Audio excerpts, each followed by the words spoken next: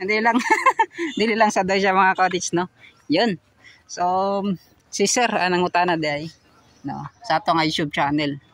So yung mga cottage at andito pala tayo ngayon sa ayan, mag-update tayo sa ginagawang Rojas Rotonda. Ayan, na may mga bata po dito kasi yun nga po araw po ng linggo no.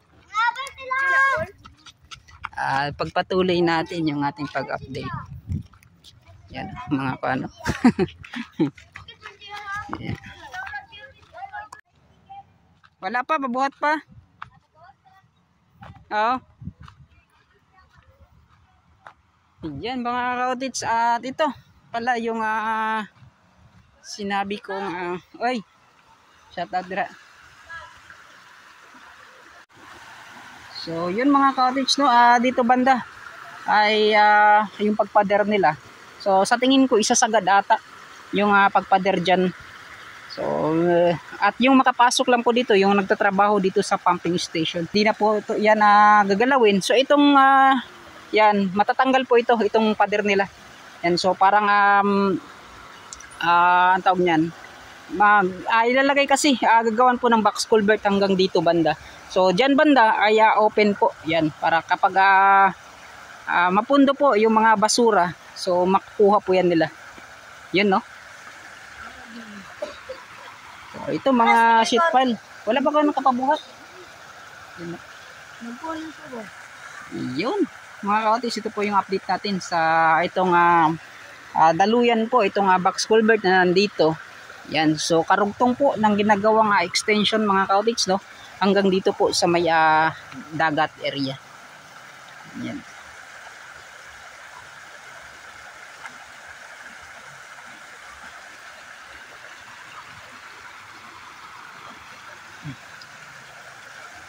Yun ang kidagandahan mga cottage, napakakuan po, napakataas po ng ginagawang kuan ko. Yung ginagawang box culvert yan, kita na po ninyo. Yan. So yun, punta na tayo dyan sa ginagawang Rojas Rotonda. Let's go.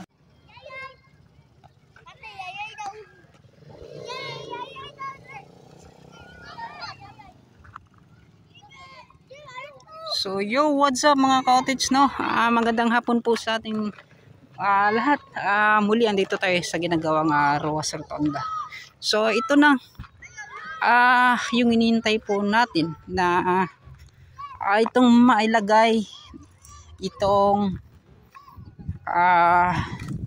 tawag nito asfalto. May dagdag po mga cottage no kung bakit po wala daw semento bago po lagyan ng asfalto. So hindi ko po yan masasagot mga cottage yan kung bakit po ganun o bakit ganito po yung proseso nila. Kasi hindi naman po ako hindi ko kabisado ito mga road construction mo. Ito lang po sa amin lang po ay nag-update lang po kami.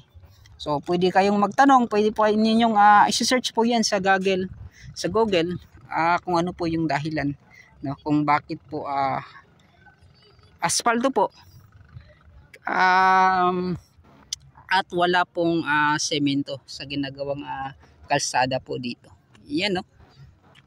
So mga cottage, masasagot po yan yung katanungan na yan. Yun, kaya nga sabi ko ay pwede kayong magtanong sa mga nakakaalam.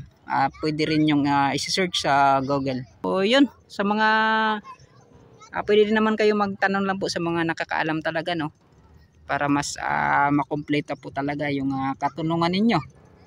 Yan. So ito yung mga kanilang parang hinati po or kinuan dito. So ito po ay para sa lagayan ata to ng wire. Yan no, sa pedestal niya. So konektado po ito para sa kuryente po. Yan no.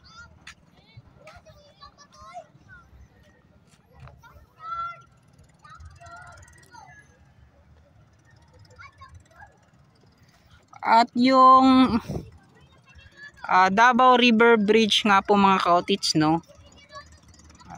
dito banda hindi na po talaga tayo makakapasok kasi yun nga po ay gaya ng sinabi ko dati na darating yung panahon, darating yung araw na may magbabantay na talaga. So dati nakapag-update tayo kasi yun nga po ay panggabi po yung nagbabantay. So pwede naman tayong makapag-update mga cottage dyan po sa loob po. Yan no. Dyan po sa may Trading Boulevard hanggang doon po sa may dulo niya.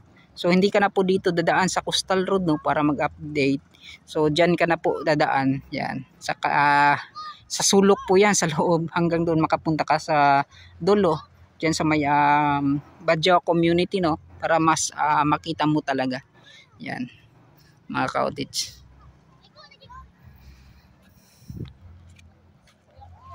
So yan dito banda sa tingin ko 3 buwan. Yan. Pero ito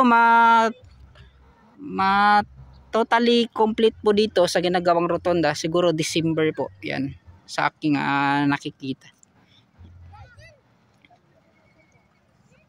So konting-kunti na lang at ito po ay matatapos na no. Yung hinintay na lang talaga natin yung buka na Davao River Bridge. So kapag nagdugtong na yan, so tsak sa tingin ko ay pwede na po yung madadaanan mga cottage no hanggang dito. Yan. Kahit nakasarado po yung diyan sa may tawag niyan, diyan sa may Santa Ana Wharf flyover. Pwede naman dito. Pwede naman po i-open po dito mga cottage no. Kung sakaling yung Bukana Bridge ay matatapos na. Yun. Katulad din ng ginagawa nila mga cottage na inopen po nila sa Bago Aplaya hanggang Times Beach Rotonda. So dito pwede po yan mga cottage. Yan. Yung i-open po nila Bago Aplaya hanggang sa may Rojas Rotonda. So ganun. Pwede po yan mga cottage. Kumbaga yung pag-open po nila dito ay hindi po konektado lahat. So by phase po yung mga cottage. So phase 1 doon sa may so dito kalahati ng phase 2 hanggang doon sa may Bago Castillo pala mga cottage no. So pwede pa yung dito banda ay i-open po nila. So paulit-ulit na lang yung sinabi ko.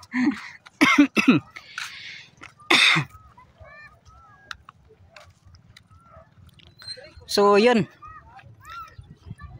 Ito po yung first layer po ng kanilang paglagay po ng aspalto. So sa mga akip po nakita, yan mga cottage, sa paglagay talaga ng aspalto ay yung graba ba yan mga cottage yan. So malaki po, parang nasa 1 inch po yung laki po ng bato, yung mga graba na hinalo po nila. So yung pag second layer na po, yung pag finish na po niya ay yung napansin ko ay yung mga maliliit, yung parang pino po. Hindi na masyadong pino talaga. Yung mga ganito lang po kalit mga cottage no, yung parang ganito lang. Ito po yung mga yan, mga ganito. Ito po yung mga napapansin ko kapag magse-second layer na po sa paglagay po ng asfalto. Yan. So kung hindi po tayo nagkakamali no.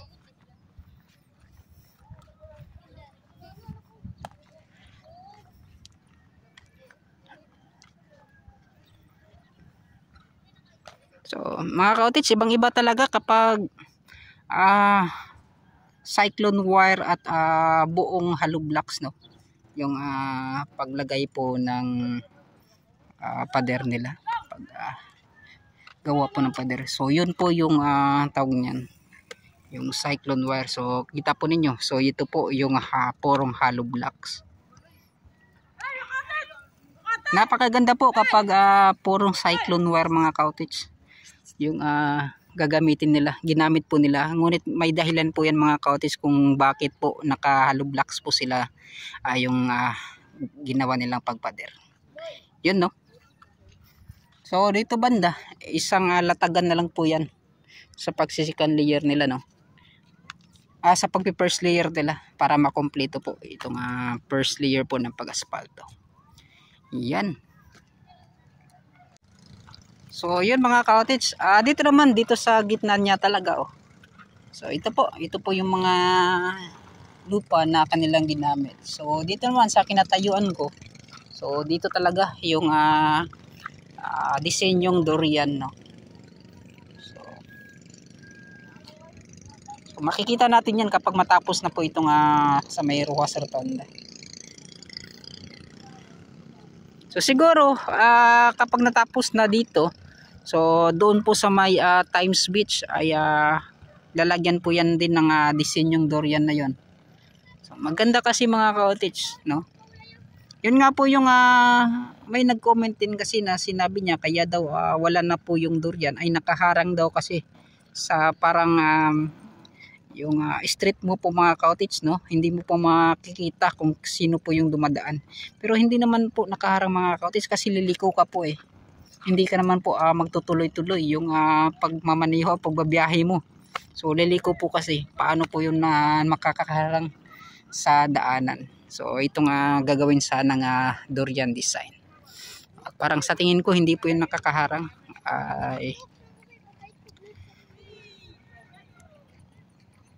So ito mga cottage no, at yung update natin sa ginagawang Rojas Rotonda.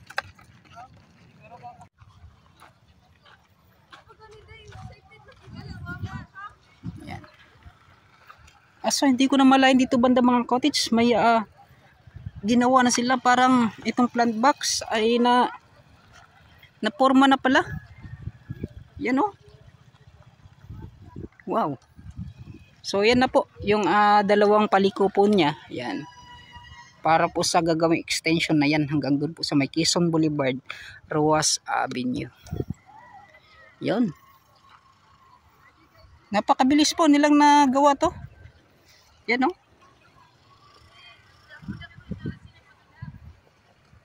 So kompleto na po yung paggawa ng plant box. Yung paglagay na lang po, buhusan po ng simento dyan banda para sa sidewalk at itong bike lane.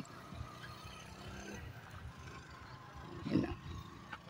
So yan mga cottage, unang asfalto po yan sa ginagawang Rojas Rotonda. First layer pa lang po mga cottage no. So last week pa lang po sila naglagay ng asfalto na to.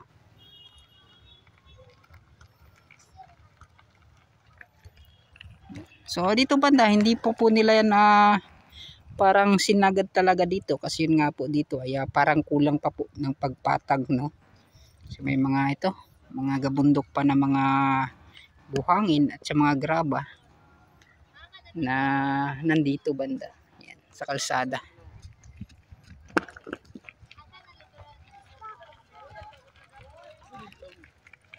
Napakaganda po ng panahon no. Kapag dito ka po sa Davao Coastal Road ay malalanghap mo po yung sariwang hangin na manggagaling dyan. So kapag habagat yan, dito banda, so amihan naman dito banda. So yan.